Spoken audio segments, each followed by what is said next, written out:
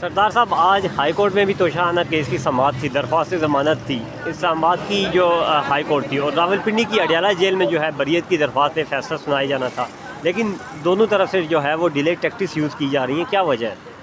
دیکھیں، جو بیل میٹر ہوتا ہے اس کو ود ان 7 days ڈیسائیڈ کرنا ہوتا ہے۔ یہ ہائی کورٹ کی ایک پالیسی ہے، جوڈیشل پالیسی کے مطابق۔ لیکن جس طرح عمران خان صاحب کے کیسز کے اندر اتنا زیادہ ڈیلے کیا جائے، مطلب اب 20 کے لیے ایڈجرن ہو گیا یہ کیس، اٹ از انفارچونیٹ۔ اور دوسری بات ہے، جو جیل کے اندر ٹرائل تھا اس میں بھی آج بریت کی درخواست جو ہائی کورٹ نے ریمانڈ کی تھی، واپس کی تھی کہ اس پہ میرٹ پہ ڈیسائیڈ کیا جائے، اس کو بھی ایڈجرن کر دیا گیا 14 تاریخ کے لیے۔ تو یہ ٹوٹلی انصاف کی راہ میں رکاوٹ کرنا یا انصاف دینے میں ڈیلے کرنا، کہتے ہیں نا جسٹس ڈیلیڈ جسٹس ڈینائڈ، یہ ایک قسم کا انصاف سے انکار ہونے کے مترادف ہے۔ اور یہ اس شخص کے ساتھ یہ کیا جا رہا ہے جو فارمر پرائم منسٹر ہے، جو 50 سال سے پاکستان کو انٹرنیشنل دنیا کے اندر پاکستان کی ایک پازیٹیو امیج ہے۔ تو یہ انفارچونیٹ ہے۔ اچھا، کیا سمجھ رہے ہیں خان صاحب کی مطلب جو ضمانت ہے وہ ہائی کورٹ سے ہونی چاہیے، کیونکہ بشرا بی بی کو اسی کیس میں ضمانت مل گئی ہے، ہائی کورٹ سے جو ہے آج ڈیلے کیا گیا، مطلب اس کیس کو جو ہے آگے تاریخ دی گئی ہے، تو ادھر سے توشہ خانہ جو کیس ہے وہ بھی ادھر سے بھی اس کا کوئی فیصلہ نہیں آیا، تو القادر کیس میں جو ہے سزا دے کے ادھر سے کوئی ریلیف دیا جائے گا، یہی پھر ہوگا؟ دیکھیں، مجھے جس طرح یہ سینیریو ہم 1.5 سال سے دیکھتے آ رہے ہیں وہ یہی ہے کہ ایک کیس میں سزا سنا کے دوسرے میں ریلیف دے کے بس وہ بیلنسنگ پالیسی کو اڈاپٹ کیا جا رہا ہے۔ لیکن جس طرح اس کیس کے اندر ضمانت بشرا بی بی کی ہو چکی ہے، اور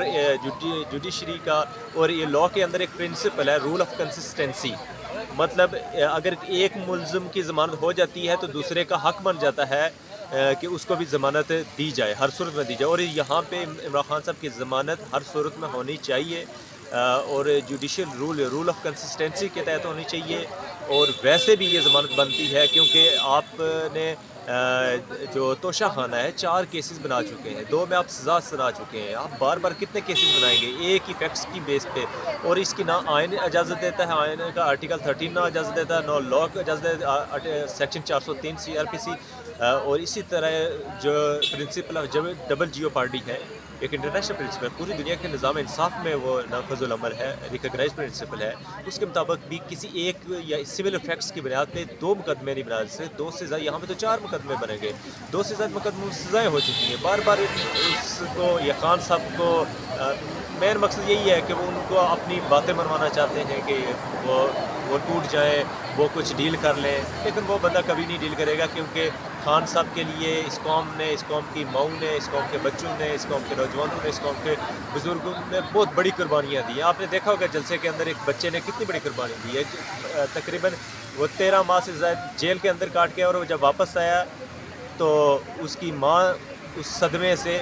اس کی ڈیتھ ہو گئی، اس کا والد پہلے ہی اس ملک پہ قربان ہو چکا ہے، اور اس کی ایک چھوٹی سی بہن ہے۔ آپ دیکھیں لوگوں کے جذبات دیکھیں، اب خان کیسے ٹوٹے گا؟ یہ جو مرضی کر لیں، ایسا کبھی بھی نہیں اچھا، ہو سکتا۔ آخری کیا کہا یہ جا رہا ہے کہ آخری 2 کیسز ہیں، توشہ خانہ اور القادر کیس، تو کیا اس کے بعد خان صاحب کی رہائی ممکن ہے؟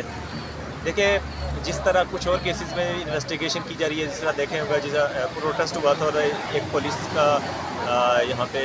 کنسٹیبل تھا، یہ جو بھی تھا، وہ اس کی ڈیتھ ہوئی تھی، وہ بھی خان صاحب کے کھاتے میں ڈالا جا رہا ہے 109 کے تحت۔ اس طرح دیگر کچھ کیسز کے اندر انویسٹیگیشن وہ اسی لیے کی جا رہی ہے کہ جب یہ کیسز کمپلیٹ اگر ہو جاتے ہیں، نزدیک لگنا شروع ہو جاتے ہیں، تو ان کے اندر کوئی گرفتاری ڈال دی جائے گی یا کچھ اور کیا جائے گا۔ تو مجھے نہیں لگتا کہ یہ ان حرکتوں سے باز آئیں گے، اور خان صاحب کو جو ان کا حق بنتا ہے انصاف، یا ان کو ریلیز ہونے دیں گے۔ لیکن قوم ہے، 25 کروڑ کا ملک ہے، ان کو سوچنا پڑے گا کہ اپنے لیڈر کے ساتھ یہ نکلتے ہیں یا نہیں نکلتے، کیونکہ خان صاحب نے تو کہہ دیا کہ میں اب آخری فائنل کال دینے لگا ہوں، آپ نے نکلنا ہے، اور اس ملک کے مستقبل کا فیصلہ اس قوم نے کرنا ہے، ہم نے کرنا ہے، ہم سب کو فرض بھی یہ بنتا ہے۔